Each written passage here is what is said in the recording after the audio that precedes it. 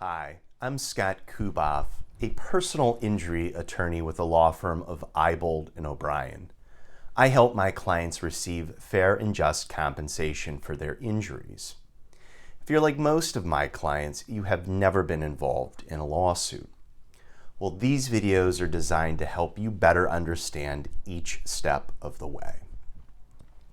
After opening statements, the next step in any trial is going to be presentation of evidence.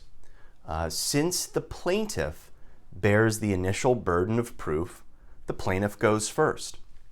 Now it's going to be the plaintiff's job to introduce testimony from witnesses as well as evidence to hit each element of their claim.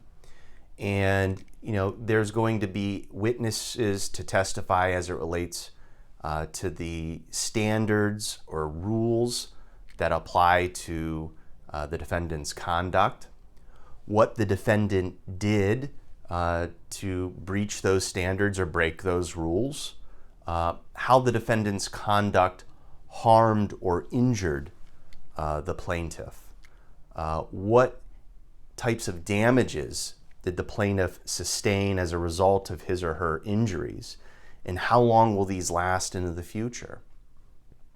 At the conclusion of the plaintiff's case, the defendant's going to make a procedural motion for a directed verdict. In essence, this is just asking the court to take the case out of the jury's hands and give a verdict in the defendant's favor without them having to present a case. When that motion is denied, the defendant will then have the opportunity to present their case in chief.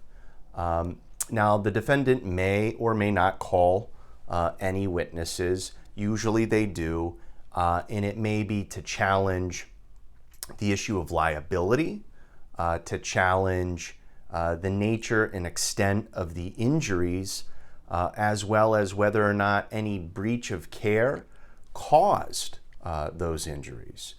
At the conclusion of the defendant's case, the plaintiff then has an opportunity to put on rebuttal witnesses, and that is to rebut the testimony of the defense witnesses.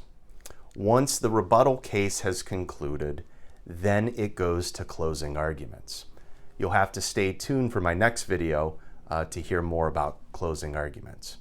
But if you have a question about civil litigation or trials, by all means, feel free to reach out. My phone number is 440-285-3511, or you can send me an email, scott@iboldobrien.com.